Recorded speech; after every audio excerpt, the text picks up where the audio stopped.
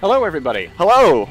My name is Hunter Zalgashau. This is Alex Gasti-Hetu. We are Waystone Games. We are part of Waystone Games. This is the Dawngate Community Catch-Up. It's true. So we are here to talk about something very, very exciting, something we've been working on for many months, and based directly on your guys' feedback, we are looking today at some core updates to the Dawngate as a whole. Yeah, we are hitting things at the very basic level of Dawngate, which is very exciting. We are doing map, we are doing mode, we are looking at items, we are looking at roles, we are looking at a whole lot of things. As we've been getting months and months, you know, we've been in closed beta for 9-10 months, something like that, and we've been collecting a huge amount of feedback from you guys, and a whole lot of like telemetry data, game data, things like that have really helped us out understand what you guys like, what you guys don't like. And one phase of that was very recently releasing a map in found on the thing. We've been in closed beta for 9-10 months, something like that. I hear myself, and it makes me a little bit self-conscious. There we go. Boom. There we go. Excellent. Good echo for you guys. Echo reduced. Anyway, what was I saying? Recently, a few months back, we had a alternate game map actually available in custom mode, which allowed us to get even more feedback for you guys. And we shut that down and then worked more on our map and our mode internally. Itempalooza got kicked off, and we started making what's really like version 2 of Dawngate, period, in our eyes. And that's something that we're going to share with you guys today. Yep. That's going to be exciting. Sort of a philosophical thing, like you may ask, why do all of these changes come at once? Why is it like V2? Why wasn't it version 1.1 and then 1.2? And there's actually a lot of value in getting stability around something like a game mode that allow us to continue to get feedback and not be changing it week to week, because then we don't know, oh, what is this feedback, because of this change? Is it because of this change? We really wanted to be able to get as much data and holistically look at Dawngate as a whole for version 2. Yep, for sure. It's tricky because it also delays getting these changes out to you guys until, as we've said, we've been working on this for several months, but ultimately, I think it's going to be able to provide you guys with the best experience and give you guys the best kind of next steps of Dawngate and be able to get another round of great feedback from you guys. So talking about mode and talking about map, we saw two major challenges in the Dawngate version that's currently live, and those are that it's very difficult to end games, aka Turtle Gate. Yep. And it is also the game is very snowball prone, and that's something that snowball's not really a dirty word in MOBA, in my opinion. You want a game that is being played very well by one team and the other team sort of messing up a bunch. You want that team who's doing well to win, and you want every objective that they complete and every kill they score to make that percentage chance that they're going to win the game go up just a little bit. Like, oh, you got the first 3 bindings, probably have a 60% chance of winning the game right now. Oh, you got the Guardian 2 bars down, oh, like 80% chance you should win the game right now. So snowballs are good in a lot of ways, help games end, but snowballing was not exactly what we wanted it to be. Yeah, it was a little bit out of hand. Like, while snowballing is necessary in order to close out games, you also don't want to feel like after 1 or 2 kills that the game has been decided, and in some cases that could happen. So I want to get very quickly to what's new here. So I want to take these things one at a time. And the first thing let's talk about is Turtle Gate. Yep. So Turtle Gate had some problems. You wanna go down the list? Sure. I actually have an agenda here. Look at this. Boom. So organized. So many things to talk about. It required an agenda. So the biggest problem with turtling, as I'm sure all of you guys have experienced, right? I mean, how many of you have been in a game where it's like a 75-minute game, right, where everybody is on 6 items, and they've been on 6 items for 25 minutes, right? I'm sure I've been in several of those games. I'm sure a lot of you guys have as well. Yep. And while those games are very exciting, they were happening far too frequently. It was far too hard to close out the game. And one of the primary reasons for that was because all of the game's progression after about 20 minutes was on the Guardian.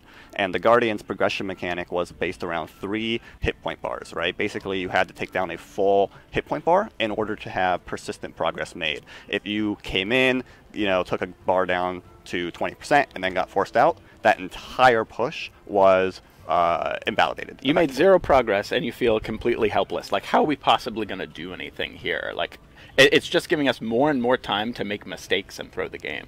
Right. So effectively what you would have is this an inherent problem where the Guardian was too hard to make persistent progress against. It was too hard to make progress against the base unless it was just a total stomp. People had to be really far ahead in order to both basically annihilate the full enemy team and then immediately go and make progress against the Guardian.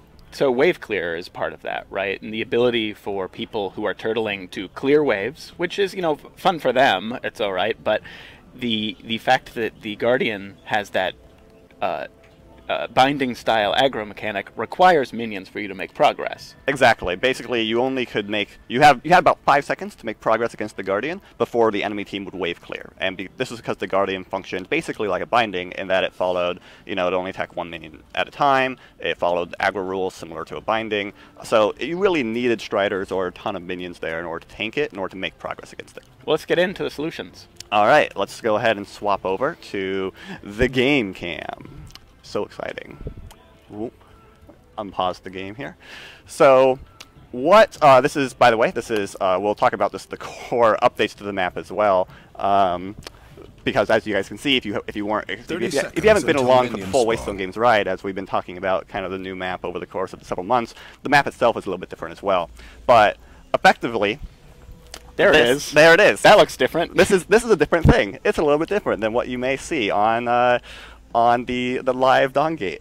So basically what we've done here is we have distributed the Guardian's hit point bars across more base objectives, and it allows players to make persistent progress more easily and more consistently. So you can come in, you can get some persistent progress against the base, and you can have that progress not be basically destroyed or reverted from you. Right, so what you're seeing right now are these 5 Guardian cores that are part of the Guardian. They're sort of they're like hearts of the Guardian that are distributed out over the course of the base. And those provide a number of things to the Guardian. You want to go through the list? Yeah, so the cores do 2 primary things. One is that the Guardian is invulnerable until all 5 cores have been destroyed. You can see he has this invulnerability shield on right now.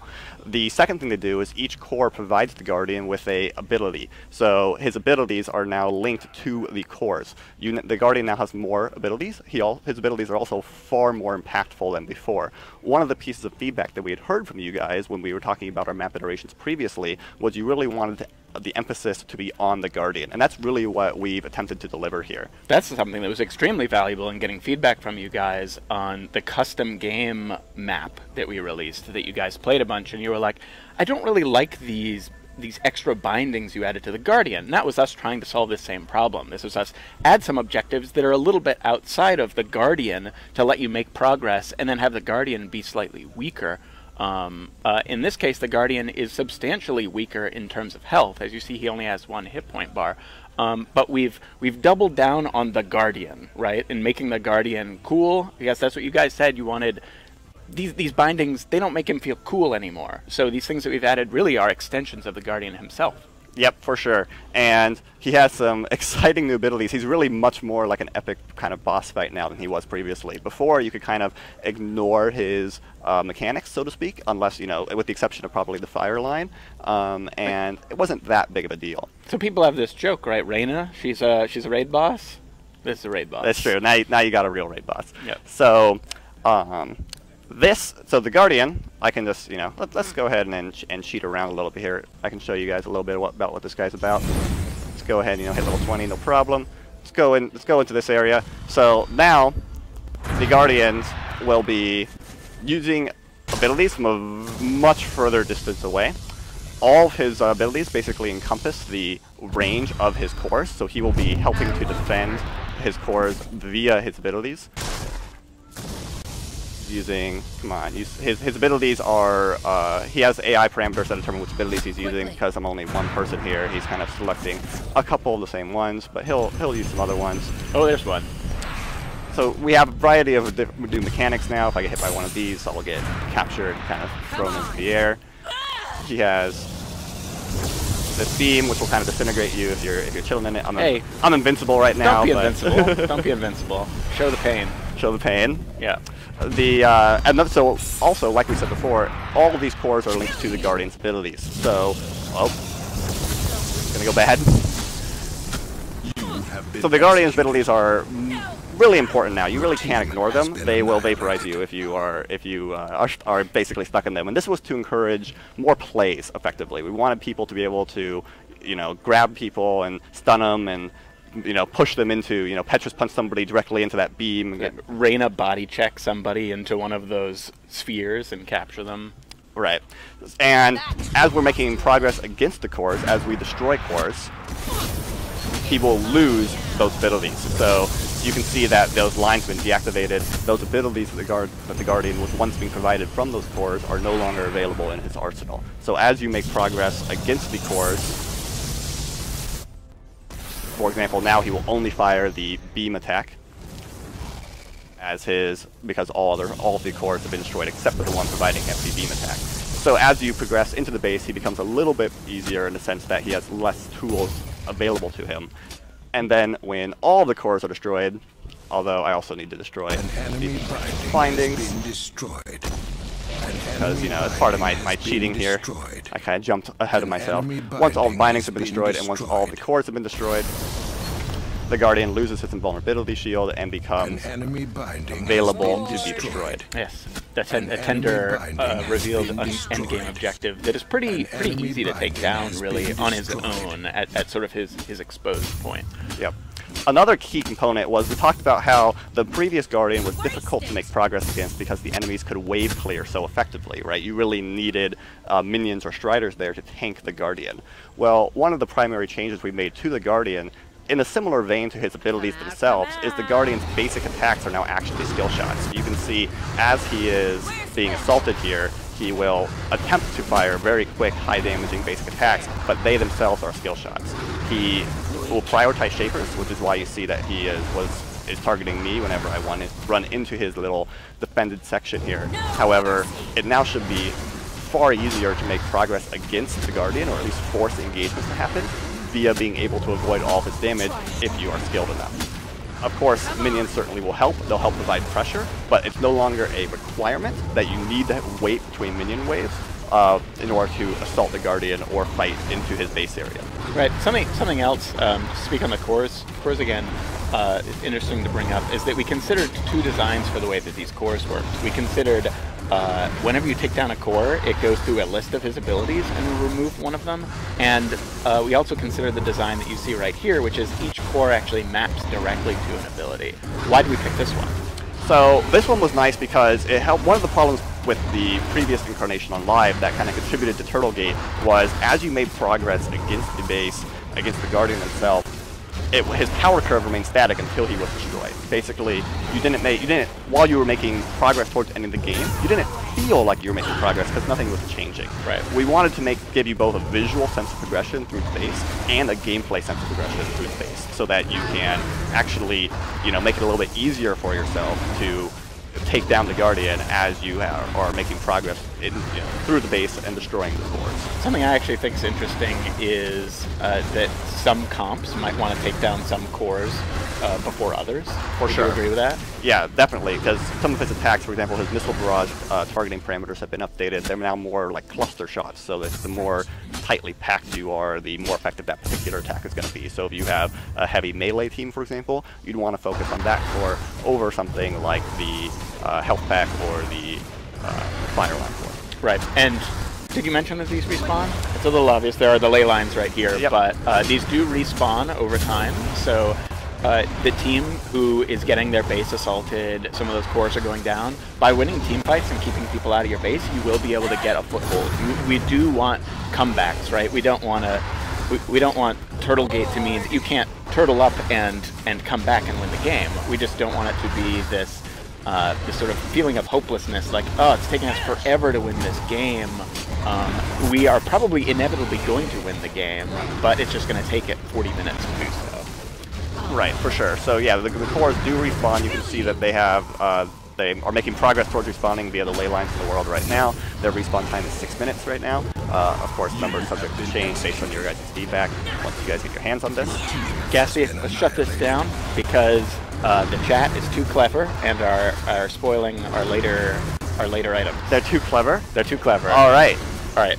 So I want to switch back to Big Cam. Yep. So let's go ahead and go into our next point. So that was based. This is to summarize the changes to the base area, to the Guardian with the cores. This is our kind of first stabs at trying to solve the Turtlegate problem. Right? It was too hard to end games. Now you have more progression, you have more gameplay, and it should be easier to end games if you are skilled. Right? If you can avoid all of his attacks, if you can get that damage on there, you can end games very quickly. Righto. Come out.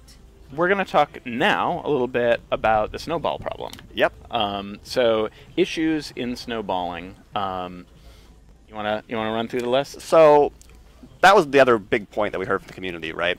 For the first 20 minutes, the game was too snowbally. The second 20 minutes, it was too hard. That snowball didn't actually let you end the game, right? And games were too easy to turtle. So there was two really big major issues with snowballing. One was Striders, the way that the Striders were linked to the bindings. Basically, as soon as a binding would go down, you would immediately have an advantage in terms of lane push. Your Striders would spawn more frequently, your Striders would be more powerful, your lanes would immediately start pushing from the very, very first binding that would go down. Right. You get this binary state where inevitably there's either 0 bindings on one side and 6 bindings on the other, or vice versa. And we very rarely saw, like, oh, they have 2 and we have 2. This is an interesting middle game. It was either really strongly one way or the other. Exactly. So you would have a situation where bindings, the Striders would immediately kind of start pushing it, and you'd very, very quickly get to a dichotomy where you would have all the bindings alive or all bindings destroyed. So I mean, again, just like how many of you have experienced 75-minute games, how many of your games would at some point very quickly reach the gameplay state where you had all 6 bindings destroyed on one side and all 6 bindings alive on the other side? That was a relatively frequent gameplay state, and it was pretty problematic because it was resulting in a situation where, as you guys are familiar with, right, when you win a team fight, you have about 40 to 60 seconds to do something. You basically can take one single objective after winning a team fight. And usually destroying 1, maybe 2 if you're in great positions, was all you had time for, right? So you'd win a team fight, you'd get 1 or 2 bindings, probably more like 1. And that meant that if you were on the losing team, right, if you were in a location where basically very quickly it resulted in having 3 bindings alive in each lane for your enemy, no bindings alive for you, and in order for you to come back, you have to win 4 or 5 team fights in a row in order to be able to destroy all those bindings. So the gameplay state where it was like all bindings alive, all bindings destroyed, in addition to the Strider impact very, very early, resulting in getting to that gameplay state, were the two kind of really big contributing factors towards the game snowballing to a point where it was really difficult to come back from. Well, we had this 1-2 punch as well, where the first binding goes down, and that's around the same time that the Spirit Wells unlock. So people are just getting more and more advantage at a really relatively early time in the game. Mm-hmm. And another kind of issue with snowballing is that your tier 3 bindings, right, the bindings closest to the base, would respawn, and they'd almost immediately get destroyed, providing another wave of global Vim to your enemy team. So while they were intended to be a comeback mechanic where you were, they would come back and they would kind of help you defend, what they were actually doing is they were too far exposed to be defensible, so they'd immediately get destroyed, and they're actually providing another source of global Vim for your opponent. So they were actually hurting you more than they were helping you by respawning. Right. So we've made some adjustments to how that works. Now we can jump back into the video game. The Dawngate. Now these bindings will no longer respawn, and we've moved the Strider behavior from the bindings onto the Parasite itself. So now that the Guardian's basic attacks and abilities are all skill shots, it's no longer mandatory that you have a very powerful minion to tank his abilities. Now that it is optional, it's given us the flexibility to move Striders onto a optional objective, such as the Parasite. So for each evolution of the Parasite, it will now spawn a linked, level of Strider. Level 1, 2, 3 Parasite, level 1, 2, 3 Strider. Exactly. So you can see as I take down the Parasite here, I will presumably start spawning Striders. This also now does a global callout, so when you destroy the Parasite, both teams get a notification of that event, and your team will, until the Parasite respawns effectively, now start spawning Striders. So it links but however, in comparison to live, Striders are less powerful than previously. So they aren't quite as devastating to get Striders as they are for on live, but now provides another optional source of lane push. So you can do things like, if there is some standoff happening, you can go and you can get Parasite. It forces more fights. Parasite's now more important, so it forces a defending team to come try and steal it. The flip side, if you do steal Parasite, if you have that clutch Parasteal, right, it now takes pressure off of the losing team for several minutes. Getting the Parasite steal right now just feels so good late game if you're losing. If you manage to ward up well, come in and win that engage, it's super satisfying. It's one of my favorite things in the game right now. Yep. So this has been a kind of a really nice feature for the Parasite, because it not only does it help make the Parasite a little bit more visceral in his impact, right? He's a little bit more impactful very directly, but it's also provided even more opportunities for comebacks, but based on skill, right? If you can steal away a Parasite, it really does a lot more for you as the losing team than it did previously, and vice versa. If you're in the winning position, it can very easily just lead you to close out games. Something's popping up in the chat right now, and we will have Q&A later, but while we're on it, I might as well bring it up. Beardballs questions, hey, why is the enemy team getting our timer on Parasite? Why do we make that decision? Right, so there was a couple points behind that. One was, it wasn't really secret to begin with, right? When you killed Parasite, even when it didn't have an announcer call out, how long until somebody walked into your vision radius with the buff, right? Like, some member of the enemy team is going to be visible to you within a matter of seconds on average as soon as you kill a Parasite. So it's really not, it was never really a secret when it was killed for players who can pay attention to the clock, right? And that's really not, that shouldn't be what distinguishes high-level players, right? Being a pro at Dawngate should not be how well can you type numbers into the chat. Right. Right. And also, this doesn't get rid of that vision element you mentioned. Does not. Very good. Way to chat. Boom. Right. That's really not our goal for competitive Dawngate, to be about that, right? So if you don't get vision while you're doing it, you can still sneak Parasites, right? You can Absolutely. You can still do it. It's really only when it's killed, when that information would become prevalent to players almost immediately anyways, that we're now calling out a little bit more attention to it now that it's a much more impactful event. Right. I won't hurt you. What do we got? Next up. Anything else? Also Spirit Wells. Spirit Wells have changed a bit with regards to snowballing. That's true. That 1-2 punch we talked about earlier. A minor change. Basically on live, the timing worked out such that right around when the first binding would be destroyed, Spirit Wells were unlocking right around that same time as well. So what would usually happen is you would get a kill in lane, you would take their binding, and you would immediately go take their Spirit Well undefended. And it kind of gave you a 3-up, right? You would get a kill, you get a binding, and you take their Spirit Well. And all of that kind of power swing occurred from a single event, which was like one guy died. Now, Spirit Wells unlocked later into the game. Their initial unlock times have moved from 10 minutes to 15 minutes. So it's now offset a little bit. Basically, you need to clearing out their workers and destroying a saturated well is a little bit more important because Spirit Wells generate a little bit more VIM than they did previously, which we'll talk about in just a bit regarding some global economy changes. But Spirit Wells are worth a little bit more. They unlock much later into the game, so assault them early, and they're no longer at risk of being taken immediately when the first binding goes down, on average. I'm giving people a visual tour as you talk. How delightful! I can see the chat is excited by the new map. We are too. The art is beautiful on it, and it's not stopping here. We are working very, very hard to provide even more delightful updates on the art. In fact, a lot of the art you see here is going to be getting even better. The cores especially, the cores are going to be getting some even more delightful art to come, so stay tuned for that. It's going to be pretty exciting. For those who've never seen the new map, in general, as we're running around it here, we have made some just core layout changes to the map as well. As you can see, there are less jungle camps. We have distributed experience from buff camps into the small camps, so small camps are worth more than they are on live. So you can, it's not all about counter jungling a buff, right? That's not the most important thing. I can see that, all right, Bargo, we'll show you the pretty mushrooms. We can do it. Let's go over here to the mushroom camp. But there's less camps. You can see we've removed the camp here. We've added it with this kind of this pathway through here. So jungling is a little bit less dependent on getting your buff stolen, and it's a little bit more balanced in terms of that. The other kind of big thing we've done is we've increased the length of lanes pretty significantly, so that for melees or for you know, for gankers from the jungle or predators, they have a little bit of an easier time of sticking behind people. Laning's a little bit more strategic now. You have more choices available to you and who's going to be in lane.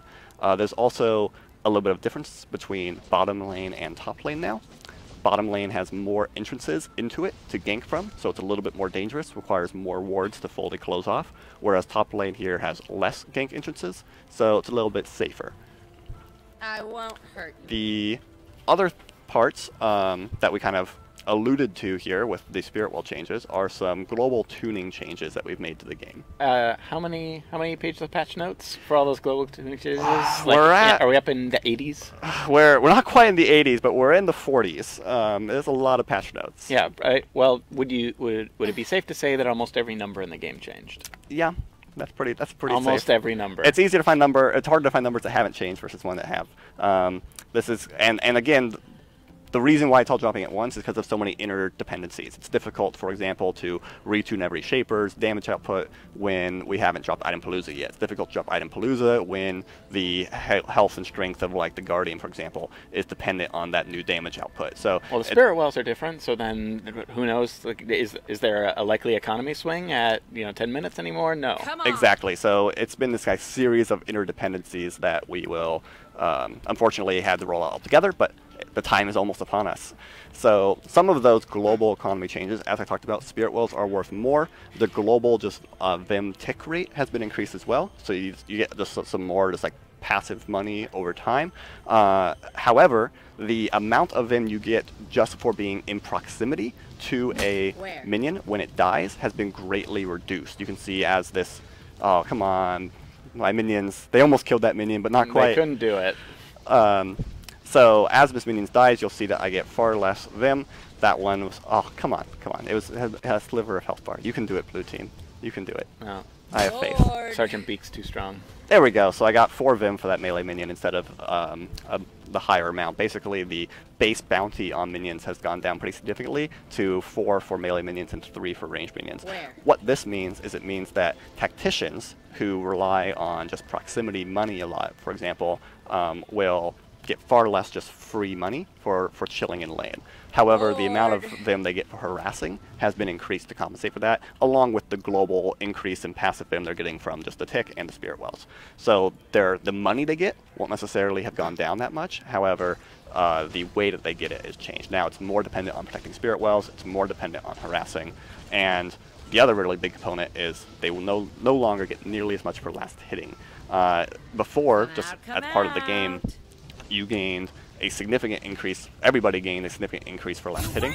Now, what's happening is the amount that you get for last hitting has been reduced significantly. Now it's a 300% increase instead of a 600% increase, unless you're a Gladiator. Gladiators will still get that 600%, so they will still get, 20 Vim for last hitting, as opposed to a Tactician now who will only get about 12 for last hitting. The other component that we have changed a little bit is Gladiator itself. So Gladiator works a little bit differently. Well, what were the problems with Gladiator? Let's talk about those first. So Gladiator had a really fun minigame, but the minigame encouraged some degenerate behavior, where basically if you were at 15 stacks in a lane and the team fight broke out nearby, screw you! Yep, you were like have fun fighting. I'm not going, right? You fight at Money Pigs? Absolutely not. Yeah. I'd be giving up so much farm. That's not happening, right? So what we've done is we've made it so it's now dependent on getting CS as opposed to chaining CS together. While that was a fun game, and we want to find a replacement for the gameplay there, it was creating this unfortunate behavior where basically you didn't want to participate in fights. So what we've done, and this is part of an ongoing process that'll take place over the next couple of months. So now that we've made these updates to the game mode, we'll of course still be working on it based on you guys' feedback, but kind of one of the next areas of us to focus on is on roles. So role updates are going to be kind of following very quickly after the map and mode updates. But one of our initial explorations with Gladiator, you can see here, is now Gladiators just get double the amount of last hits that other roles get. So you are able to, if you're able to last hit effectively, you're getting a lot. And there's also a melee only component right now, which is a twist. That's right, which you will store up some of the vim of missed minions. So if you're ranged, you effectively need to be getting every CS, right? If you are Gladiator, if you're a melee Gladiator, however, you really only need to be getting about every 1 in 3 CS as opposed to every CS. So it allows melee Gladiators to be a viable choice as well, even in a harass heavy lane, as long as they're able to get pretty consistent CS still. Yeah, we're looking on getting a lot of feedback on this change in general. Not to mention the least of which is that percentage as well. Like we certainly want to incentivize getting lots of last hits. We don't want you to feel like you can slack off and get rewarded for it. So that's why it is 75%, not 100%. Right. So you can see I had some stored up there. As you can see, as I missed this CS next to me, I will gain a stack of kind of it'll wrap a percentage of that minion's CS that I missed into this buff. Now I have 2 stacks. Come out. I can store up to 3 right now. All of these numbers subject to change. So right now this is my max amount. If this minion dies, it's totally worthless, right? I missed it entirely. Twerp in chat is excited that Gladiator Volek can finally happen. That's right. Basically, this just opens up that playstyle. If you liked focusing on last hitting, you liked focusing on killing minions, that's now more viable for a larger number of shapers. We did not like the fact that only ranged carries were pretty much the only people ever picking it. Not to mention the fact that at a lot of levels of play, they was not getting picked at all. But really, it was only those ranged carries who could pull it off, period. For sure. And I see that the Twitch chat is worrying about Tactician being underpowered. Tactician is still very good. It's very strong. You get, again, this is why there were so many interdependencies, right? Tactician gets more money for harassing than they did before, and they also get way more, kind of the free vim that they've missed out on from the base bounty of minions being dropped has kind of been replaced with the Spirit Well and the global passive tick. So they still get quite a bit, just not nearly as much as a Tactician focusing on last hitting will now be nowhere near effective as a Gladiator focusing on last hitting. Really, a Tactician should focus on harassing in order to match a Gladiator as opposed to last hitting. That's really what we wanted to address. Was a lot of our high rating players were finding it optimal to run 4 Tacticians and a Hunter and just have Tacticians focus on last hitting. So now you can still get almost as much as a Gladiator as a Tactician, but you really need to focus on harassing as opposed to last hitting. I mean, something that I was actually, with this Gladiator change subjects a little bit, that I was really excited about when we started playing with it internally, was that I just did not find the basic attack only for farming very fun. Right. Like something that I love doing is weaving my abilities into farming, because it actually just, like, I get to press more buttons. It's fun. I get to strategize a little more. I'll get him low, get him low, get him low. AoE, great. Like, that felt really good.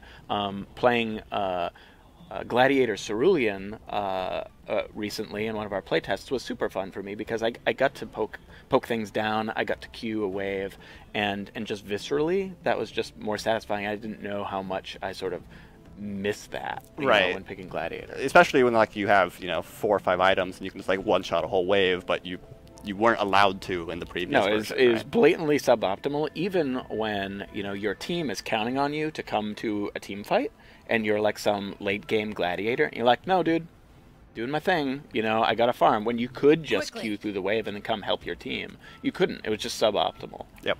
So one of the questions I see here in chat is when this will be released. It's not being released today. There's no patch today, guys, unfortunately. Sorry.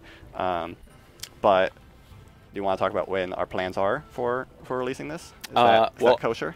I think so. I mean, generally we're hoping in the next content patch, and that's always like a question mark. When is the next content patch? We don't know. We're QAing a lot of these things right now.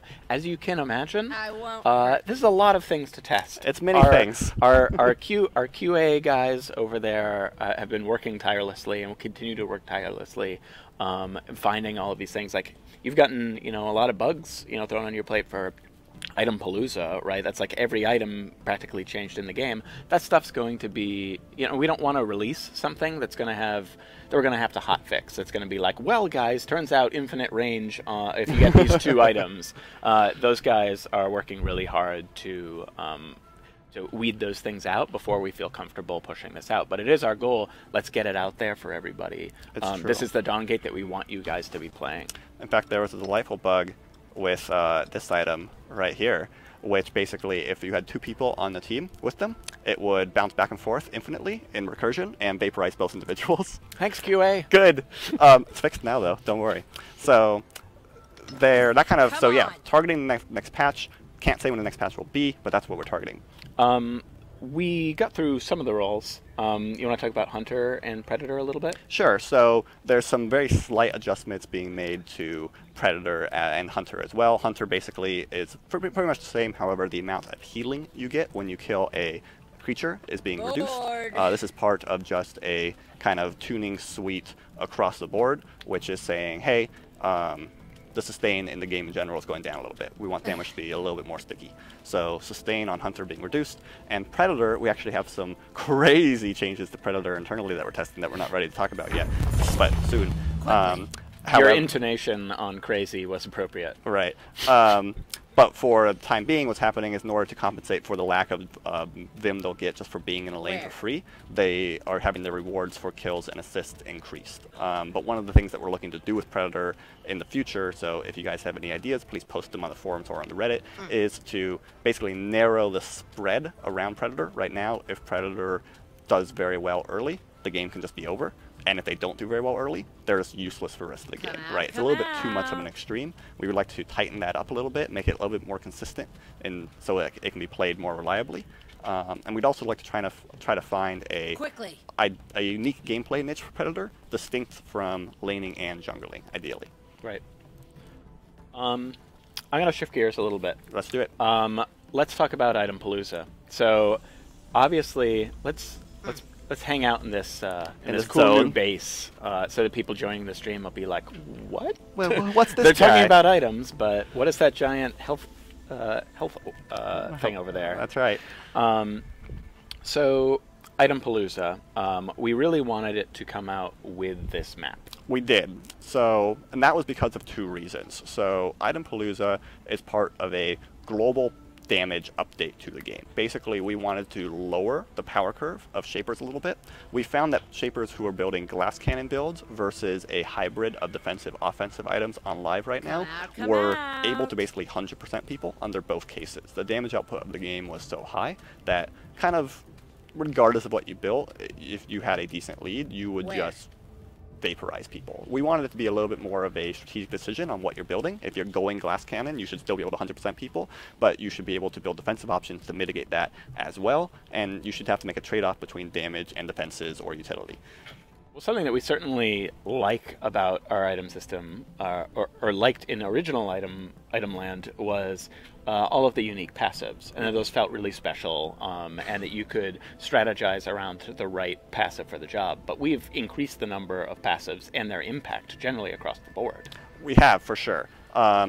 There is basically, so actually, new icons. Let's look at that shark. We can go ahead and let our delightful Twitch chat here follow along with us. So, in the MOBA champion should have an updated version of the Itempalooza content release. So you can see we've put it into chat right now. There you can go to mobachampion.com/Itempalooza.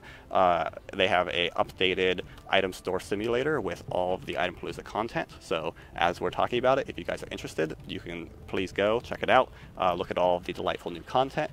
So both us and MOBA Champion have both been working very hard on both building the content and then providing it in this nice form for you guys to digest. Mr. Googles just said, play a game, and we absolutely will play a game. We're going to be going directly into a internal playtest right after this. Yep. So you'll be able to see this in action.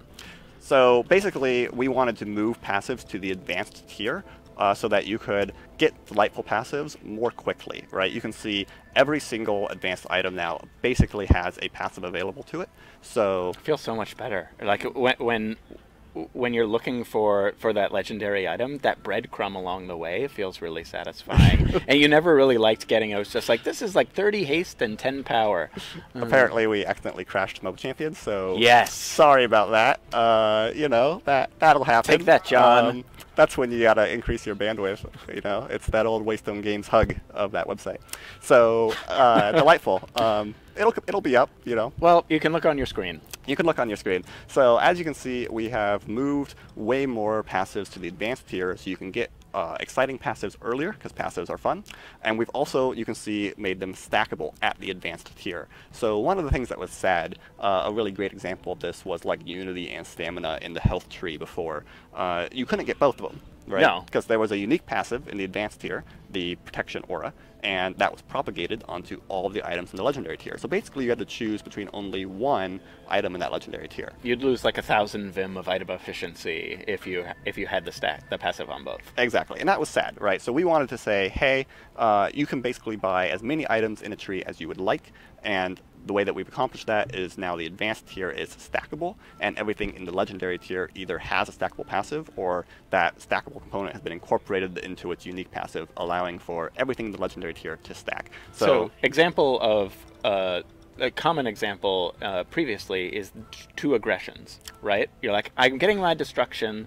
I'm not quite at my destruction. I want to rage next. I can buy essentially 2 aggressions, but I don't want to do that. Exactly. So now you can see aggression basically has been wrapped into a form which is stackable, as in the true kind of goal behind all of True our stats there. You know, behind all of our advanced items. So I could buy 3 aggressions if I wanted to, in preparation for building into all 3 of these legendary items off of aggression, which then will work just fine with each other. The hammer, the claw, and the volcano. All could be yours. Delightful. In this new system. So another thing that we've done is we've basically taken this opportunity to just to update some existing items for you guys. Like we had heard feedback that Strife was an exciting item, but it felt unfortunate to not be able to start stacking it earlier. So now we have moved, we've created basically a simple version of its passive at the advanced tier. You can get it, you can start stacking it here, and then you can, you know, those stacks will be carried over onto Strife when you upgrade it. So something that actually helps new players as well is indicating this is what this tree is all about.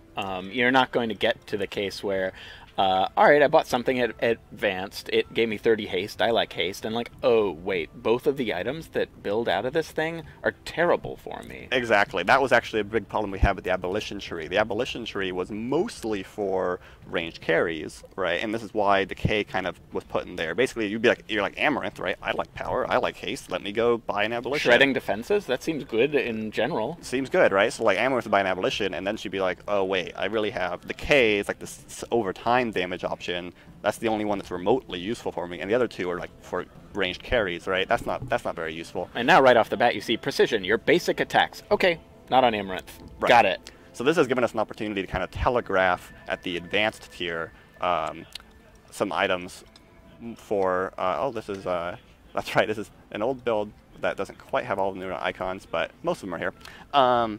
But yeah, so now we basically are telegraphing at the advanced tier, hey, you know, is this good for you or not? It allows you to make your decision a little bit quicker, avoid some incorrect item purchases, right? So The Bargo, he's excited about Finesse. Finesse is a pretty exciting item. I'm not going to look at it because it has an ugly icon right now, because it's temp art, but it has that delightful icon in our latest build. But there's a lot of very exciting items. In fact, one of our big goals with the item changes were to create more options for different types of players, right? Some players really like just raw stats, right? There's like, I don't want to worry about complicated passives. Just give me stats. Let my shaper scale. And other types of players are like, hey, I really want cool, high-impact effects that can change the outcome of a game. I don't want just my abilities to do more damage. That's boring. Give me really impactful, high-impact effects. So with Itempalooza, we've taken this opportunity to provide both. We have some super crazy effects, so I can show off some of them here. Let's go ahead and buy a Defiance, and let's go ahead and buy an Impulse, and let's go ahead and buy a. I gotcha. You got me. Money. Let's buy a Hope. So. Come on. Now we can see what these items do. This is what Defiance does. We've been having some social media rollouts of these, so you might already be familiar with them. But basically, when I drop below 25% health, I get all of my non-ultimate cooldowns reset, and I gain a massive amount of cooldown reduction for basically the remainder of time that I hang out at that low health, right? So highly impactful. Let me use all my abilities again. Super exciting, right? Impulse basically does different things for ranged or melee. Effectively gives me either a charge into combat or a disengage out of combat based on what type of shaper I am. So flexible. So flexible. Gives me so we can go ahead and take a look at this. To speak to that specifically, there's sort of a ideological thing lurking in there, which is that we generally wanted abilities still to not be complete traps on somebody. And Impulse that we were testing internally for a while was, melee only. It said melee only, you charge when you do a basic attack, right? Right. Or effectively. But now, the goal there being this will work on everybody. It's going to be better on some people than others, but adding that range component allowed it to not be a complete trap. For sure. So now on a ranged character here, I will charge into combat, and it goes on a 20-second cooldown, and then boom, I have it. So again, Hope is similar. Hope basically, when I drop below a 50% health, I will gain a ton of armor, magic resistance, and a percentage damage reduction. OMG bots. Bots confirmed. I guess this is the first time that we've ever dropped down Desecrator bot. Look at him go. Look at all of his AI. I guess that's true. So yeah, bots will be a thing, guys. Spoiler. And Lord. So you can see here, as I hurt myself, I'll proc Hope, and the more I attack, the longer the duration is extended for, and I have an extreme amount of damage reduction. I'm almost invincible while this proc is up. So this is some examples of some really high impact effects. On the flip side, we've also provided options just for, hey, I just want stats, right? Like look at this temp icon that we have here, which is a delightful icon in the real version, but it's just power. Just a ton of power, just a stat stick, right? Nice and boring, just tons of power. I like 90 power. Yeah, that's good. Likewise, we have this is basically just a slightly more interesting stat stick for mages, right? It's like, hey, you want a ton of overload? Do you want this tons of power mastery? Sure, go nuts, right? And our goal is not going to be that's required by any means. Those other impactful effects, ideally, for your Vim, should be just as powerful. Right. So this is it's really about your playstyle. Do you want really high impact effects, right? Because things like Impulse have very low stats on it, right? The stats are almost nothing compared to these kind of stats, but you have a choice, right? You get super cool effects, or you can now get just tons of stats, and it's really about your playstyle. So that's it. That's the video game. Boom, just a small amount of changes. No big deal. No biggie. But this is what we're very, very excited to be rolling out to you guys soon. We can take some short Q&A now. I think short Q&A, watch a playtest, long Q&A. Right. So again, remember you can go to, hopefully MOBA Champion is not still obliterated, but you can go to moa-champion.com/Itempalooza. We put the link in the chat. Check out the new item content, get familiar with it, ask us questions, talk about it. These changes are, again, targeted for our next patch, whenever that may be. And so, again, feel free to ask questions. Please put a Q, then the question. We'll answer a few now, and then we'll go into a playtest on the new map so that you guys can get some context for these changes. I'm going to drive around this nice Ugger biome while we're waiting for questions. Question, are recommended items going to be updated when Itempalooza rolls out? Yes, they will be.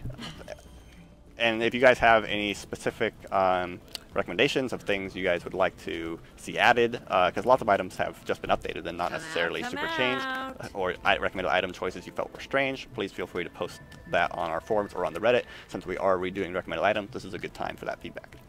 Question from Mars Caterix. Do stackable passives have diminishing returns? They do not, under most circumstances. The only cases where something might have a diminishing return, I'm trying to even think if there is one. Nope, I can't think of one. Interesting question from Stark Armad. Was it difficult sacrificing the Quickly. binding regen?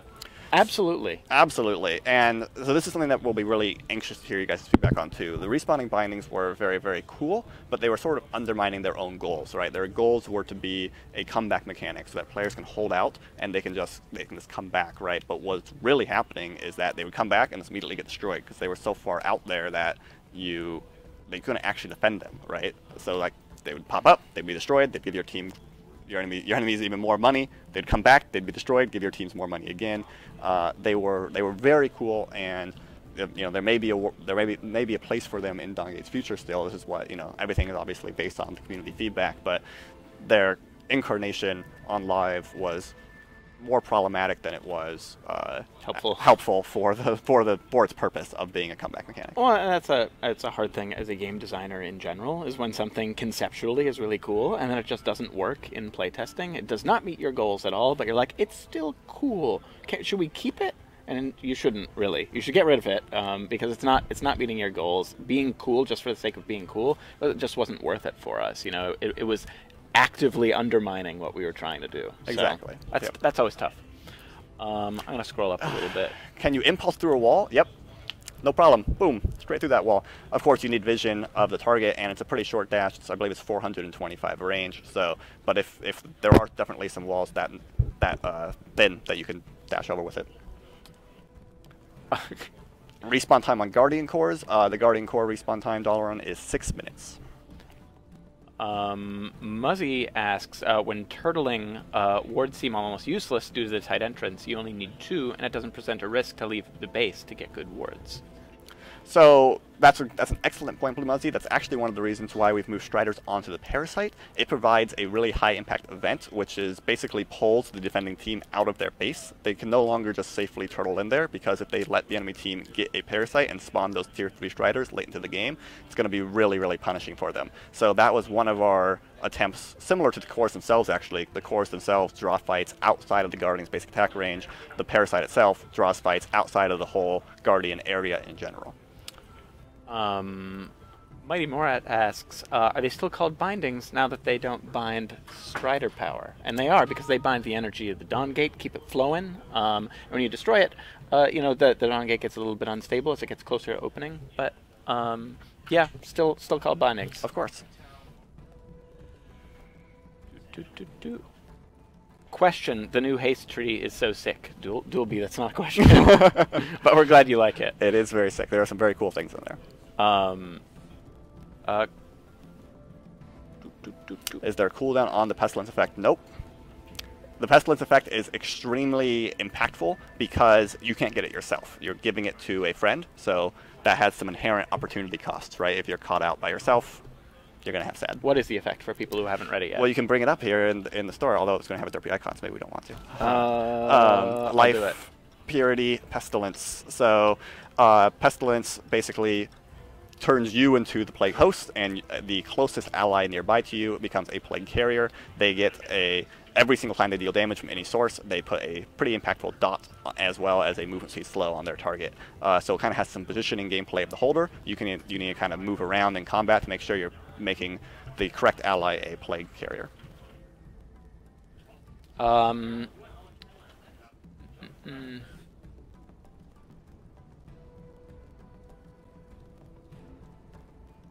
Myanhe asks a good question. There's a lot of passives in the game now, and a lot of them can be procced during a team fight.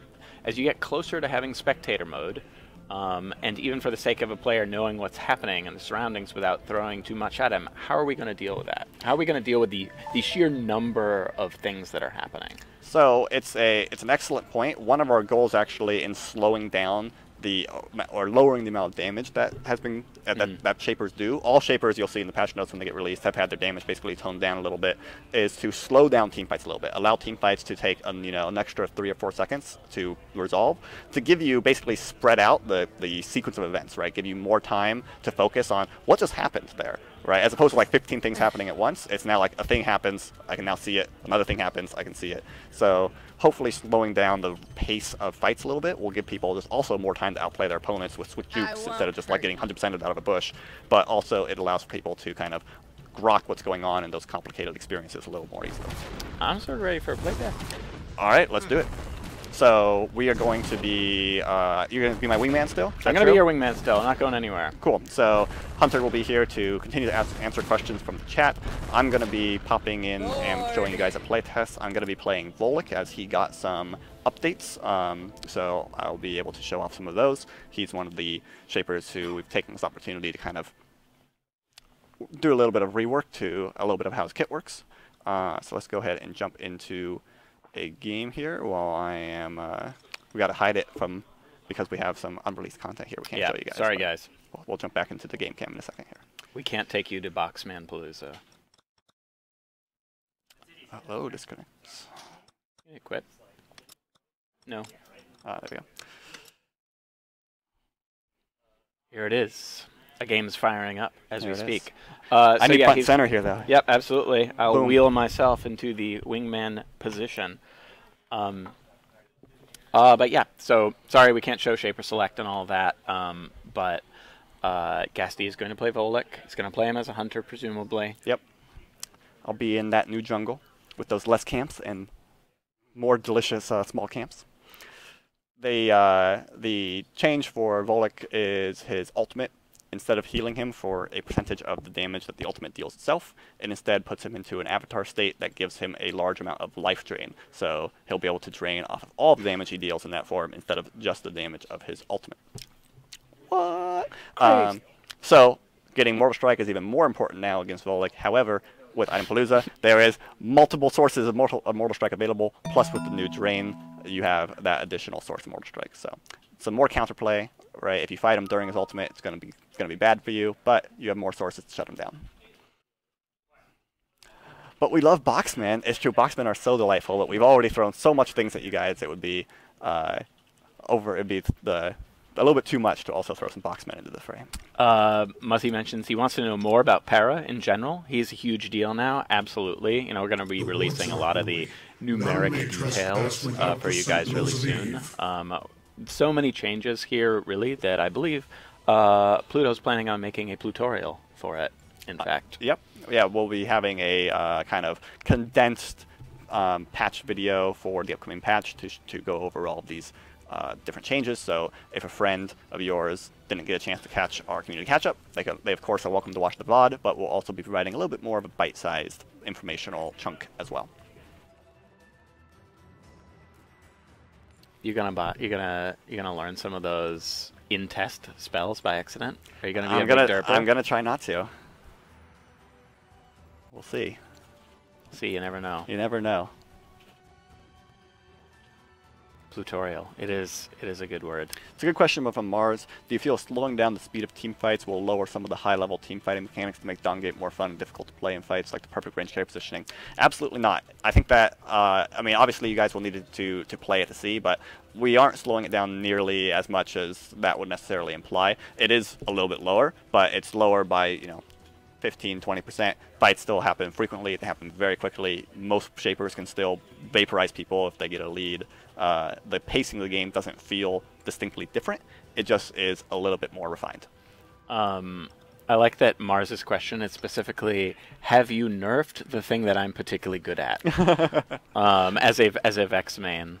That reminds me. Another part of just the global tuning update, everybody's move speed and attack range has been increased. So you have more opportunity to kind of orb walk around and own people with awesome AD carry play. I'm sorry, Def D Kid, the shirt is dev only right now. It's true, but it's so I nice. actually have it on too. Like Superman. But we had a awkward moment where Gasti rolled in wearing the same thing as me. It's true. All right, let's go ahead and swap over to the game cam. Now we can do it. Opens.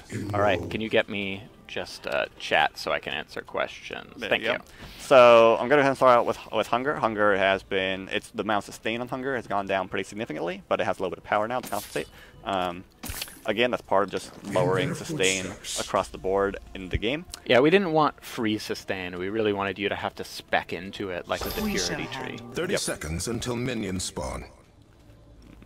With humility. Go ahead and grab my Vanquish.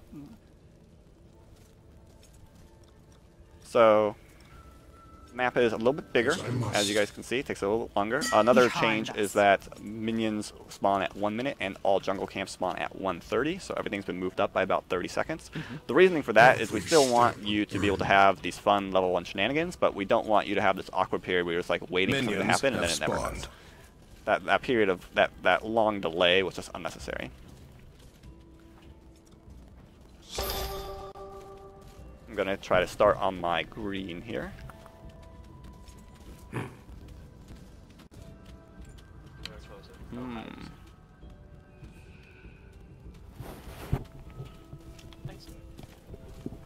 My path is clear. I saw a question. It scrolled by, but it was: do you imagine that dual Glad is a viable lane right now? And that's actually something that's interesting. It sort of remains to be seen, as that change is relatively new. The fact that you know, a melee can skip some of the CS and then grab it in little bursts. But it's something that we're definitely, you know, hoping can be a thing. That sounds interesting. Yeah, for sure. You can slide in. I don't want to. I want to give you your space. You know, gotta respect the wingman. I'm okay. Wingman's fine. Until my atonement.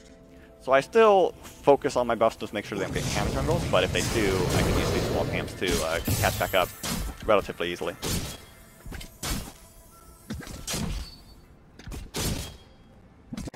Impertinence. So one of the goals behind lowering the sustain, for example, is to slow down early jungle clears just a little bit. So in addition to the kind of experience redistribution, in order to make it so that junglers don't, you know, have a 3-level advantage on laners, they should be, if they're a really fast clear speed jungle like Volek, they should have an advantage over laners, but not one which is ridiculous. So this jungle is tougher in general, right? It is. It's a little bit more damaging, and you have a little bit less sustain. So you need, you know, if you're not getting help, you have to go back pretty early just because of health. Even with help, you can see as one of the stronger junglers, I'm more hurt than I normally would be. So optimizing jungle routes, optimizing your loadout for it, all of which are a little bit more important. No escape. Oh, Twerp is asking, he hopes that they kill Para so I can finally know if Striders spawn for every wave that you have the buff. They do. That's a long time and a lot of Striders. It's a true story. But again, the Striders are a little bit weaker than they are in life. Yep. Alright, nothing I can do here. So, as a result of the lanes being a little bit longer, for example, the enemy would have an easy time ganking my friends in here, because as a result of longer lanes, they are really pushed up. Of course, Speaking of pushed up, these people are in a similar position, but I'm pretty hurt. I don't know if I can go in on these guys with full health. I might have to just... That's sort of one of the repercussions chill. Of the jungle, you know, being a little bit tougher, is that you're not at full health all the time. You have to pick and choose when you're going to be ganking. True. True story. True. Also, the lanes are wider. It's pretty, you have to commit. Yep. Yeah, you definitely gotta commit a little bit. I'm gonna try and make it happen. I'm gonna try. We'll see if we can make it happen here. Spirits be with you. Alright. Bring them pain. Each will lie.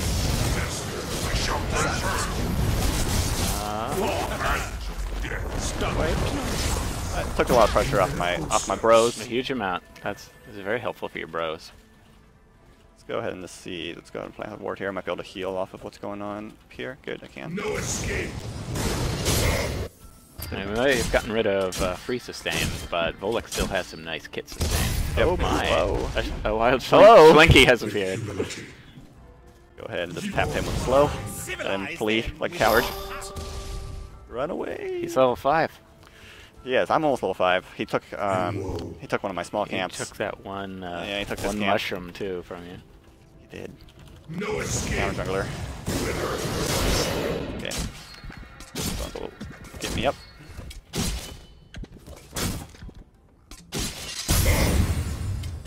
Alright, let's go ahead and head back. Blood. So, I'm going to go ahead and turn this into a Desire. Desire now has some power on it as a result of Hunger having some power. So it's a little bit more desirable for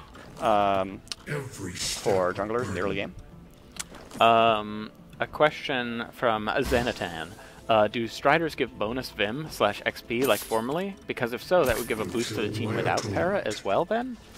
They give a little bit as kind of a natural counterbalance, so the team is doing behind gets a little bit more Vim available to them. However, it is not a massively significant amount. It's a relatively minor. Still better to get Para by a large margin. Yes, the amount of global Vim Para provides is significantly more. Dantoni 89 asks, are we worried that toughening the jungle will reduce the flexibility of who can jungle? Do we still have that Makella jungle sort of possible? Anything that was possible before is still possible to do. Oh, the chops. The chop. Come on, get him. Oh, that tailwind. He's going around. Gets him away. Sam's going for that An ally has been Did slain. you get him? Oh no, that was a friend. That was a friend that died. Looks like top lane. That's also needing some help. Much worse news. Bunny pigs. They're gone.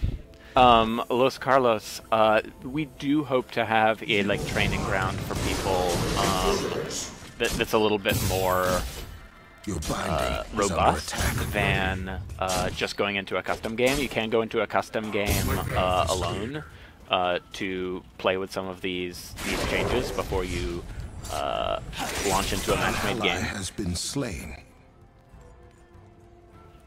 So I'll kind of mouse over my ultimate here. You guys can see what it does now. Damn. No escape.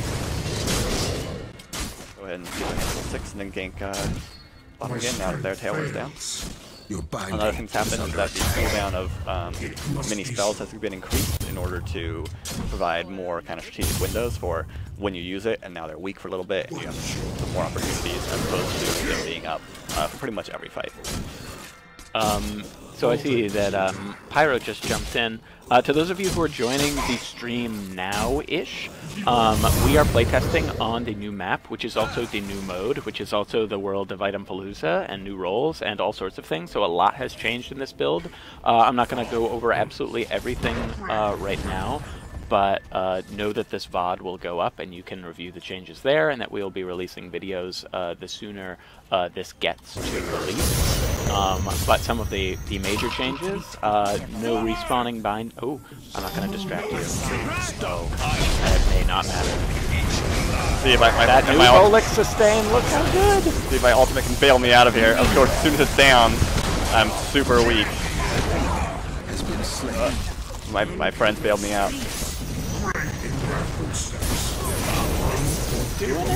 Ah, the chop.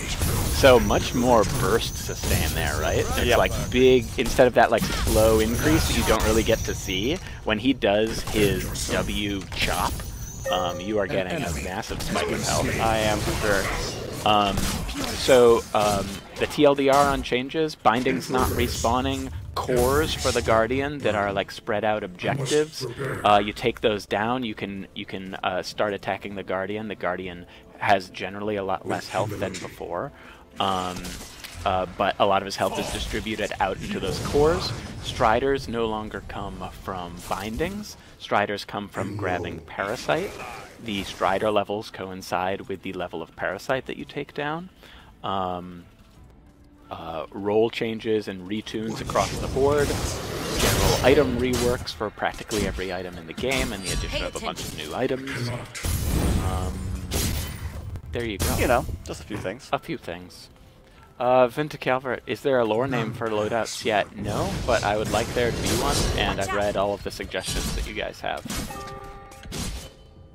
There are actually some general changes of representing some of the unique mechanics of the Dawngate from a lore perspective that have not been fully paid off art-wise, that I'm actually waiting to make some of those changes. Your binding is under attack. For example, We still, don't have the item in the object in the base that is the converter that gives you different vitalities. That art treatment doesn't exist yet, so I'm not really, at the point where we want to do the lore path there without all of those things in place. So we just pushed both lanes back a pretty decent amount, so we should have an opportunity to grab Para here. That extremely new, valuable Para. Yep. All the same rewards he used to have, but Strider. Some tuning changes. The money he obviously. gives is a little bit less, but generally speaking, he's still Your team has slain the parasite.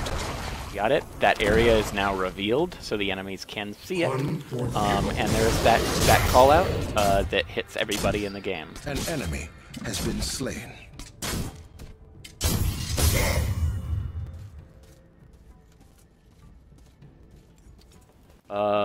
Spider asks, will there be an Archer Shaper anytime soon? Bows are cool. Both are cool. All possibilities are open to us.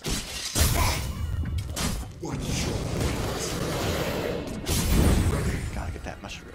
That mushroom. So as soon as a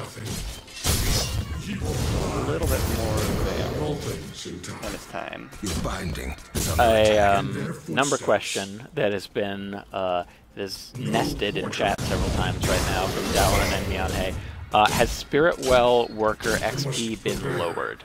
It's annoying that a lot of junglers are able to boost themselves even further ahead by killing workers. Was some of the XP on the small camps now been taken away off the workers? So workers currently are still worth as much experience. However, with the new jungle layouts, it makes them a little bit easier to cut off assaults onto them. So we'll be keeping an eye on it, but yeah, let us know if this fixes your concern or if it doesn't. Yeah, it takes the increased map length and new layouts basically have it's an increased travel time to get to a Spirit Well, so you have more opportunity to cut people off who are just reforming them. So we wanted to make sure they were still worthwhile to kill as a result of that. But of course, we'll be keeping an eye on it. What are you going to get for that level 10 spell? Level 10 spell? I think that I am going to grab An Drain. enemy has been slain. Drain solid. To continue my Drain tanking. I have nothing. Alright, now it's time. Obey us. I am spent.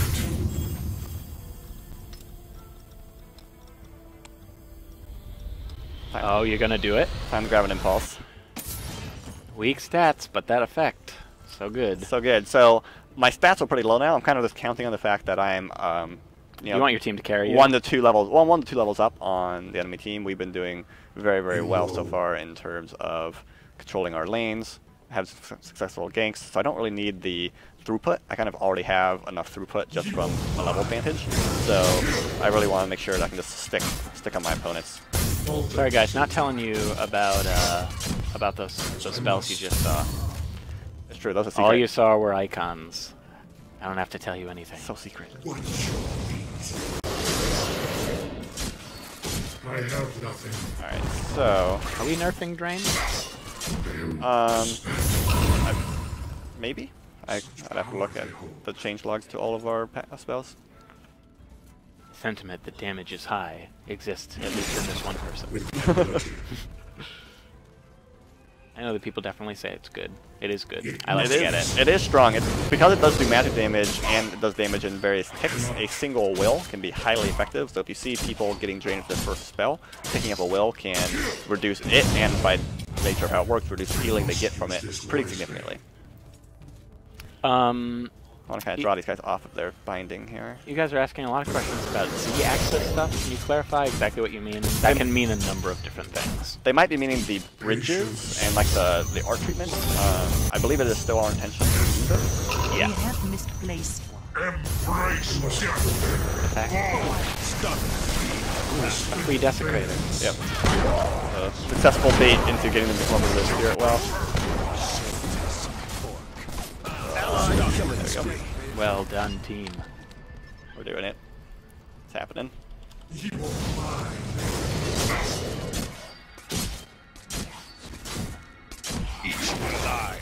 whatever. I don't care. I'll let your wolf hit me. Oh. Monkey.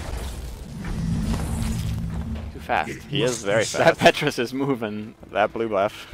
As I must. Is he in that bush? Oh. No escape. Too many friends. Goodbye, friends. Was your impulse on cooldown? Nope. Because you could have just... Humility. I could, but I'm kind of... Do it. You got those, guys. No problem. You have slain an enemy. Me no choice. However, ultimate's down, time to An run. enemy binding has been destroyed. Michaela says ow.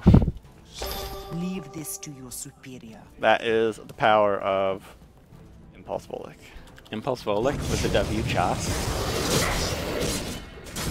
An ally has been slain. Not Shy Guy was doing, you know, a little bit of exploring. He was like, what's going on the other side, enemy side of the map? Doing a little surveying. Turns out there's enemies over there. Okay, guys, if you keep nesting the questions in chat, I will stop answering them. You will get the opposite question mark. Last one.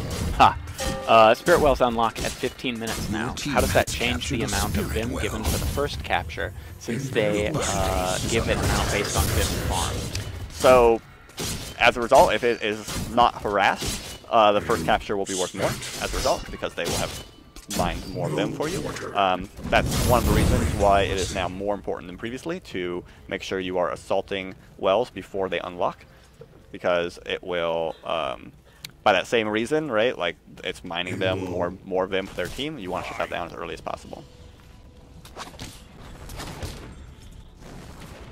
Vigilance. CG Techno-Viking is complimenting your chopping skills. Engage. They're pretty good chops. Your binding has been destroyed. So we're pretty far ahead, so we should be able to force a fight with the Parasite. You got your Vanquish up too. I do, so I can tank this pretty effectively. We can either get it free here or at least force it to come to engage range, which is really what we're looking for. One of the nice parts about the new Parasite is that it's better than it was previously at forcing engagement, so people are not able to control as effectively. However, that can always happen. That's the creator's ultimate, because I was talking You instead didn't of vanquish You him! know, look, there were some problems. Oh, look, they're all gonna die. You know, this is what they Oh get my goodness. for that like quadra ult wombo combo. That was a rough one. The Reyna ult into, was that King of Masks? It was Reyna ult into King of Masks ult Into Super Chop? Into Super Chop into Varian ult, Well, which resulted in Scythe going ow my face. I'm gonna see now chat catch up with that. They're currently talking about your sad Vanquish use, but he is answering questions, guys, so give him a break.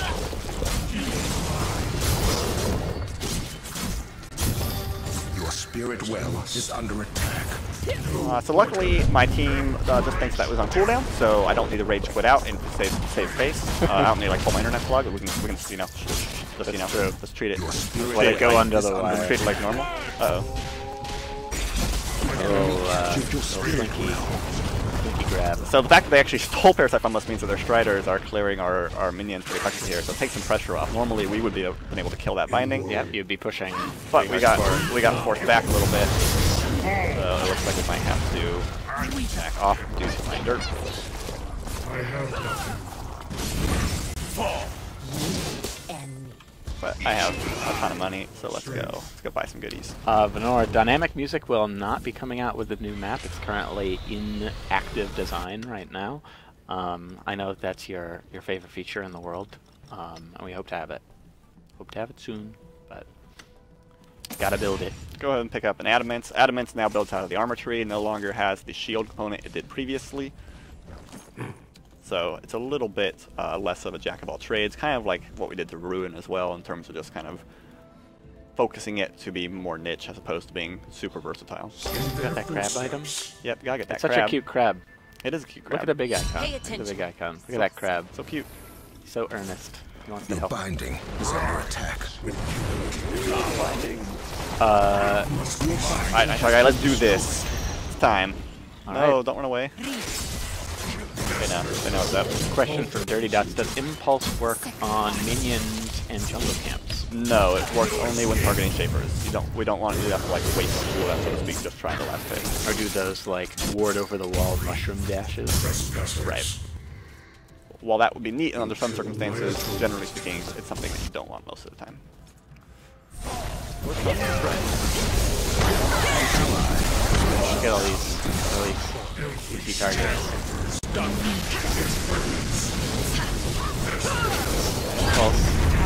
Oh, I'm so slow.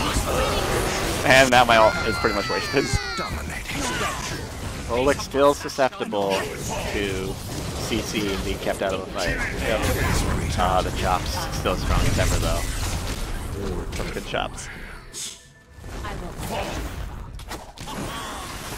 Okay, we need to not ignore our lanes because Those Striders are so this is another example where normally we'd be able to push in, but again we have to retreat with pressure from the enemy team stealing Strider. It's removing a lot of pressure off of their base. We basically have to go deal with it. There's a lot more interesting, to me, that they have this impact, right? It's not like they have level 3 Striders instead of level 2 Striders. Oh no. It's really, a profound impact of getting Parasite and getting those Striders in the lane. You can really see the impact that it's having. It's really satisfying. Yeah, it's supposed to be like subtle differences, and they have rank 2, they have rank 3. Now it's like they have them or they don't. So it's far more noticeable and impactful. And to our point earlier about snowballing, we're seeing a game right now, and this is a binding sort of status that you don't really see very often on live. Like both teams have a number of bindings down. It hasn't gone out of control one way or the other, and a lot of that really I think is coming from that clutch Parasite grab. Yep, yeah, for sure. They would have probably at least their middle bindings, maybe even their base bindings down if they were not able to steal that Parasite from us. We shall handle this. But sometimes I just don't hit Vanquish. Sometimes I'm just like, let's just not hit that button. It's no big deal. Fat Sea Turtle asks, does Gasty know his drain is on the 2 under keys? attack. Yes. I am aware. Question answered. I didn't need to use it in that last fight. I was saving it for the sustain more than the Nice. Time. He's doing it. Oh, you got blown up. So team's on the other side of that wall. I put my W mark on Fenmore there, and then he stasis, so I wasn't able to trigger it. And without the burst heal of that WQ while ulting combo, I just got murdered, especially with Name on. If he didn't stasis, maybe I would have been able to survive through that with that extra burst heal, but that was a very well done stasis by Veneer there. Kind of shows some of the counterplay with the new Volek. So I can go for a Passion because most of my drain is coming from my abilities, and the problem is that I'm mostly worried about Veneer, who is magical damage. Question from Muzzy. It has nothing to do with you guys actually having the buff on the spawning of the Striders. You do not have to keep somebody alive to keep spawning the Striders. It's not tied to the buff at all. Yeah, it's just whoever killed them. They got it again. It's true. That was an untimely death on my part. Enemy killing spree. Don't throw the game, Gasty. Oh, we'll try. We'll try not to. I want to see that base assault. Well, you'll see it either way. But the assaulting is so exciting as opposed to defending. All right. Let's see. Let's go clear the spirit wall out. Withdraw. You want to sack that binding? Well, depends if they want to dive in. Doesn't look like they do. Okay, good. In their footsteps. Must be so. I kind of want to hit level 16 so I get another rank of my ultimate. At max rank, my ultimate gives me 100% life drain right now, so pretty deep. I just need to kind of Enemy get in captured there. your spirit well. Your team has captured a spirit well. As I must. So, in terms of Veneer, what do I want to get to try to stop him? I can pick up a... Trail's good, right? Yeah, I mean, Betrayal's not bad. Is under attack. I don't get too much opportunity to just whack at him right now. I feel like maybe a Valor. Betrayal's the offensive version, Valor's kind of the defensive version. Your spirit well is under attack. The enemy captured your spirit Yeah, well. Betrayal might be the option. If I can stick onto him to be able to stack it, then I think it'll be pretty effective. People asking in the Twitch chat about vision system work. We have done a lot of design work that's sort of gone into what you guys are seeing right now. This is a remake of a lot of stuff, but we are planning on hitting that. The design team very soon after we manage to get all these changes out the door. Yep. Yeah, vision. It's pretty high priority. It's Vision up there system, for us. vision system and updates to the roles are kind of high on our priority list coming up.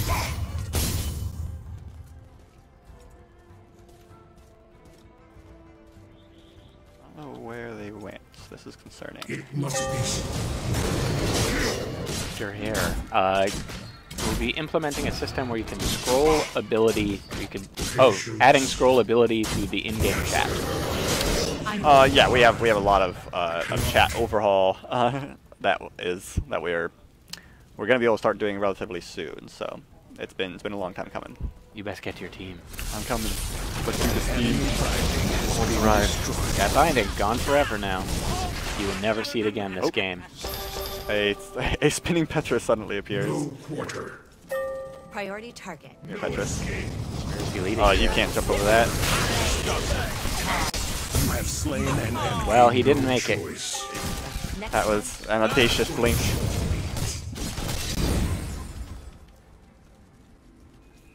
Oh, he tried to blink over that He wall. tried to blink over that wall. That's a thick wall. That's a thick wall. That was probably one of the only things he could try, though.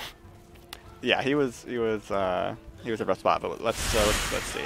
We have to, once we install these Striders. Curse you, Striders. Losing Parasite in a row, which is really bad on our part. We need to make sure we grab the next one.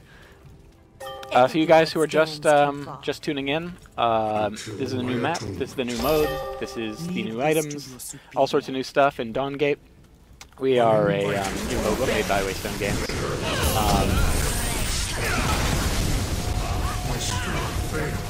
The face is not saving you this time. Not this Shut time. down. So a lot of these changes have come from many months of extremely valuable beta feedback from the community. You'll see things like no respawning bindings. You'll see things like an entirely new boss fight at the end of the game. Guardian cores being added. Striders up, Parasite. I must. Many new delightful bits. Your Let's see. team Delightful has bits. captured a Your team is spirit not as well. healthy as they are. It's true. Needed a small camp to go heal up on. Question from Makerusen.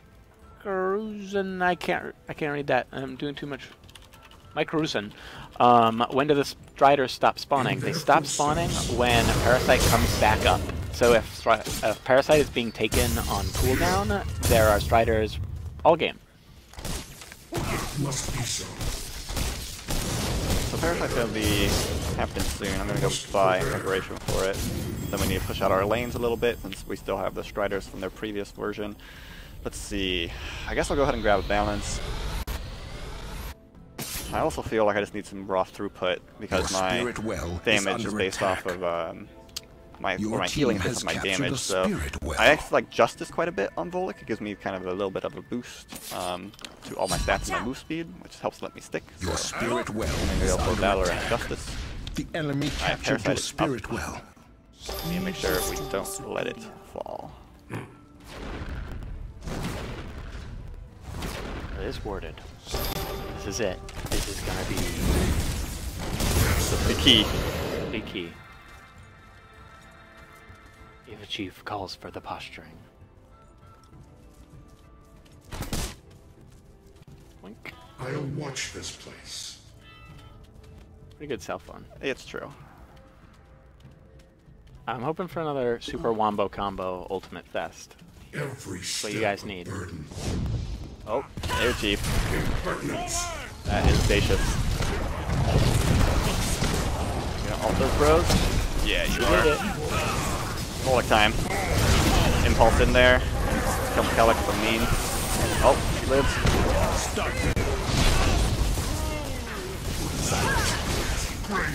Chops. Try to heal up on Desecrator there. Oh, and now the swing. Oh, okay. That's down. That's it. You guys can grab it off of this. Yep. It was close. Do you dare even start it? Oh, Gasky tried. No. Viana is here. Chop my way up.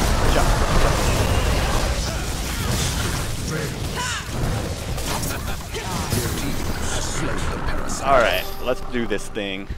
Now they got Striders for how long? What's the cooldown timer? 5 minutes. 5 minutes. 5 minutes of Striders. It's gonna help them out a lot.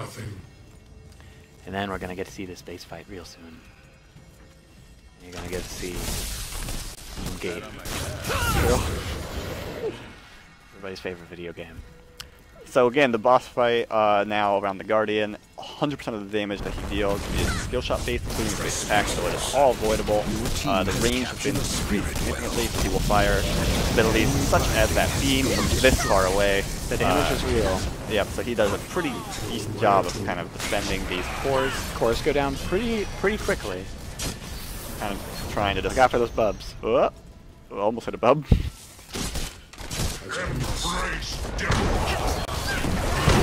You guys gonna get 2 with me? I think that's probably the right call. The best bet, unless we can up. Unless I can get onto side. Oh, rooted inside that firewall. Oh, come here, McKellar. Get it? Chop the chop! Look at that burst heal. The beams, the bubble. So there's a lot more to pay attention to. But we can also mitigate it by destroying these cores. So 2 of the Guardian's abilities have been removed from these 2 cores that we've destroyed. Spinal Dash says, damn, the Guardian is a bullet hell. It sort of is. It's sort of like playing Shmup. Alright, let's go ahead and work towards getting... But again, so that's a push that we were able to gain persistent progress by destroying these cores. Normally we would have had to destroy a full binding, or a full bar, sorry, of the Guardian in the live version, which would have been very difficult to do, especially given the nature of his attacks on live. So yes, Dr. Hare, I think that's how I say your name. The cores do need to be down before fighting the Guardian. They all need to be down. If even one core is up, the Guardian's invulnerable. Yep. Your spirit well. Alright, let's go ahead and see if we can take out top The binding. enemy captured your Phalanx spirit well. flashbacks, as he says. Is that a raid? In their I footsteps. don't know what not, it is. not to my knowledge. Some kind of flashback to something. Deep in Muzzy's memories. Only our hero could save Dr. the day. Hare, Alright. got it. Come on, Viana, let's go.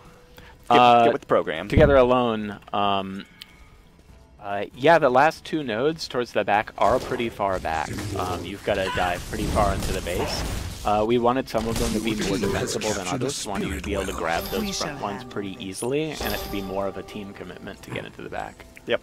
And remember, this is on the new item content. If you guys are curious to see all of the items, they are available at moba-champion.com. They have their item simulator up with all the new content at /Itempalooza, I believe. I think so, assuming that their site's back up. True. It is. Finding. Permanently gone forever. I like to reiterate the points. You'll never get it back. They will get back those Guardian on those cores minions a little bit. So the team's feeling some amount of pressure right now to keep getting cores. You know, you can't go sit back and rest on their laurels because they will respawn. Oh, the fire line! It hurts. Everybody's fighting in there. Good grab. That might be GG. Gonna have to get all these cores. Go ahead and take out Bubble Core. Bubble core. Yep, each of these granting an ability to that Guardian, so when you take it down, he's not going to be doing that. Bubble, there's the bubble, that's what it is. Did you go into that on purpose just to communicate to the stream? Well, at that point, it wasn't that much danger there, so. Ow. That wasn't a yes or no. Only one core remains. One core remains. Got it. He is vulnerable.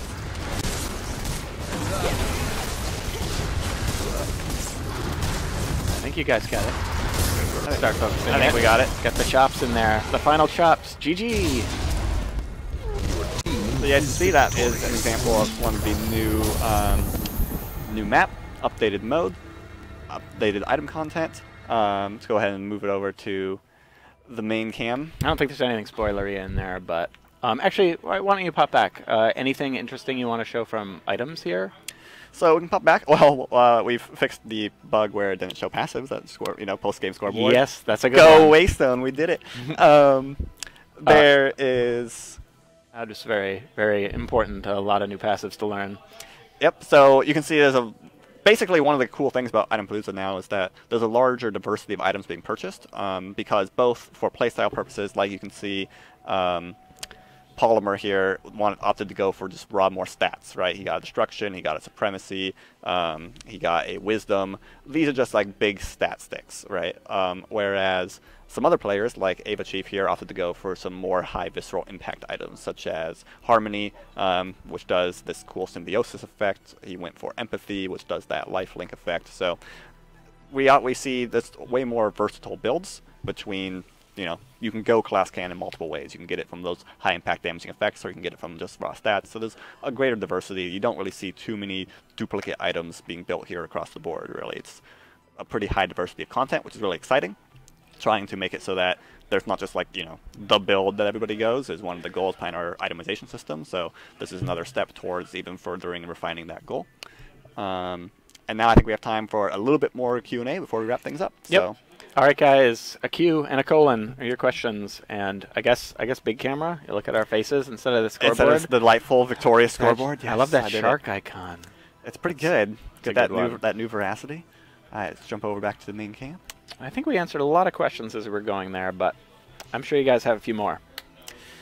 Any reasoning behind the core placement? The bubble one is really close to the base, but doesn't seem nearly as threatening for the distance has to travel. So the bubble one, generally speaking, we found to be one of the more threatening ones because while it doesn't do any damage, it stuns you for a pretty long duration. Right now it stuns you for 1.75 seconds, so it's like an ultimate level disable. So if you get hit by one or if you get pushed into one during a team fight, it can pretty much mean a difference between life or death. Particularly if the Guardian is going to combo you in this case, right? Because if you don't have a lot of teammates around, and he's like, there's a Volek right there. He fell into my bubble. Who is he going to attack but you? He'll put that beam underneath you, drop you into it, and you'll take a lot of damage. Yep. Yeah, he'll combo you like that. And then the goal being, Shapers can combo you into those things, as we said before. The Reyna body checking you into a fire line, or various other abilities that are in the game. Will the current map be replaced by this? Yes. So when the targeting next patch, we are looking to replace the current map with this updated version of the map. So we're anxious to get your guys' feedback regarding all of the changes we've made. Again, all of these changes were made in part because of your guys' feedback on our previous iteration. So we at Waystone here take community involvement in building the game together between the community and developers very seriously. So we'll try to make sure that we listen and respond to your guys' feedback. So please play it. Let us know what you think when it comes out. Forever Stallone asks, from what he saw, the bindings felt indefensible if the enemy team had a lead. What's the reason for them being, quote-unquote, so weak? So they're not really that weak. This game, I think, just happened to have most of the fights occur outside of the lane. We had many decisive fights occur on Spirit Wells and around the Parasite that then resulted in, once the enemy team was already mostly dead or weakened, us basically going and just getting some free bindings. But fights that occur on the bindings are pretty defensible. Like, for example, there was that moment that I called out where normally we probably would have been able to pressure and put some damage on the binding. Because they had Striders and several team members around the binding, we were forced away from it. So I would say they are certainly very defensible. It's just this game happened to have fights occur away from them. College Sports League asks, I like that name, do you have any plans on reducing the size and complexity of the jungle? Well, we did reduce the complexity of the jungle in the map that you just saw. How many camps are gone? 4 total across the entire map? 4 total across the whole map have been removed, so we have simplified the jungle in terms of the number of camps. We've also tried to make the transit paths a little more intuitive. You should notice significantly improved routing on this map, for example, and have an easier time getting to where you want to go. So simplifying, or I guess removing unnecessary complexity from the jungle layouts was one of the goals of this map. X-Timing asks, does it worry us that the power cores and the Guardian both seem to melt really fast now? So that was a relatively one-sided game. The score was 25-7. So one of the goals is if a team is very far ahead, which we were that game, we were probably about 15,000 vim ahead of the enemy team at the end there. Games should close out relatively quickly, right? That game could have ended possibly in like 25 minutes if they didn't have those parasites. I would Right, say. like they started to crawl their way back into it by getting those 2 parasites. If they had managed to capitalize on that that period where they actually started to pressure us with that more effectively than they did, we were able to kind of basically bait them into a scenario where we were able to win a team fight, grab para, and kind of close out the game. But if it would have started to go the other direction. They started to pull ahead, but they didn't. So we've got pretty far ahead and ended up closing out the game. In order to prevent turtling, right, teams that are very far ahead, 15, 20,000 global vim ahead, they should be able to close out the game pretty quickly. Sheebly Sheebs, I see some Shaper's Vitalities have items now, like Purity, but what about Poor Kel and Protection? You know, the item content is something that we're going to be continuing to expand upon as beta goes on, so Kel may get his Vitality back in the shop. And you may see Shapers appear that are Vitalities that you don't currently associate with a with an item, so speculation abounds. Yep.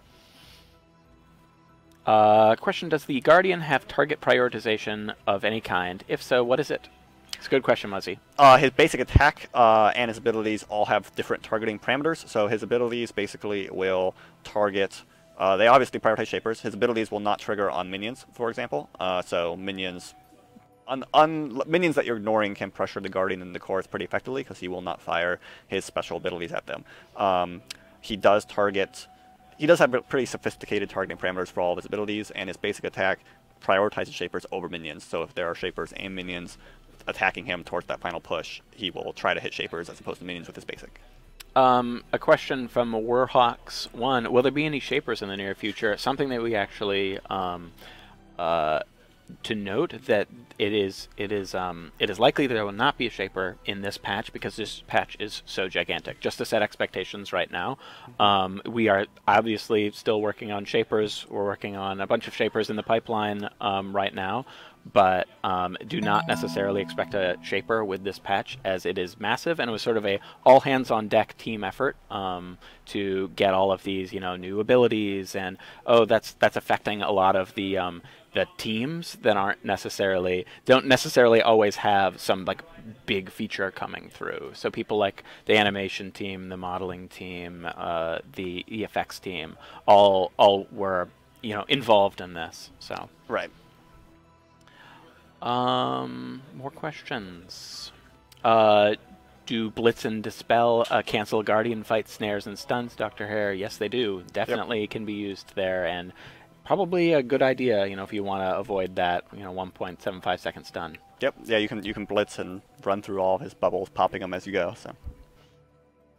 So I've seen a couple of times out here. So once the cores are down, the Guardian isn't really defensible. How do you feel about that? So we've had playtests where people have pushed assaulting waves back when all of the 5 cores are destroyed, in time for those cores to regenerate, and then have actually won games from comeback positions. Comebacks in general are far more possible in this environment, but it has to be relatively close. There's more opportunities to swing the game in your favor.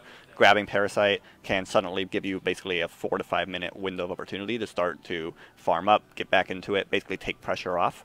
But you have to keep it pretty close, right? You have to swing it back. You have to win some team fights, continue to get Parasite, right? If you are just losing team fight after team fight after team fight, the enemy team is 20,000 up like we were in this game. We want that game to end. That game should not drag out for 60 minutes when the outcome is, generally decided already. Our 2 big goals, right? Get rid of Turtlegate, that feeling I just can't end a game, and reduce the snowball effect in the game, or at least make it the snowball effect that we would like there to be, right? That game I think was really illustrated actually a lot of points fairly well, so good job on that.